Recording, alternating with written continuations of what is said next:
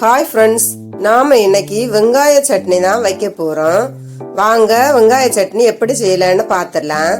அதுக்கு கொஞ்சமா சின்ன வெங்காயம், 2 பல்லு பூண்டு, காஞ்ச மிளகாய், தக்காளி இது எல்லாத்தையும் நாம மிக்ஸி ஜார்ல போட்டு நல்லாவே மைய அரைச்சி எடுக்கலாம்.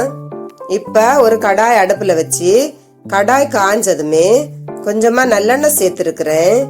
நல்லெண்ணெய் காஞ்சதும் கடுகு போட்டுக்கலாம். கடுகு பொரிஞ்ச உடனே கருவேப்பிலை போட்டுக்கலாம். இப்ப நாம அரைச்சு வச்சிருக்க பேஸ்ட் இது கூட சேர்த்து நல்லாவே கலந்து விட்டுக்கலாம். நாம டெய்லியுமே தேங்காய் சட்னி, சாம்பார் இந்த மாதிரி வைக்கிறதுக்கு, இட்லிக்கு, தோசைக்கு இல்லாம நாம இந்த சட்னி வச்சு சாப்பிட்டா ரொம்ப டேஸ்டா இருக்கும். இப்ப கொஞ்சம் கூட தண்ணி சேர்த்து நாம கலந்து இதை விட்டுக்கலாம்.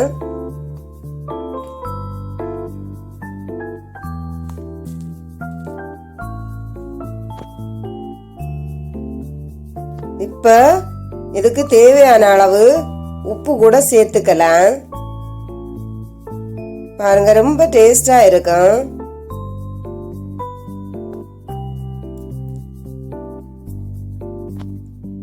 உப்பு சேர்த்து நாம கலந்து விட்டுக்கலாம். கொஞ்சம் நல்லாவே கொதிச்சு சுண்டி வரட்டும்.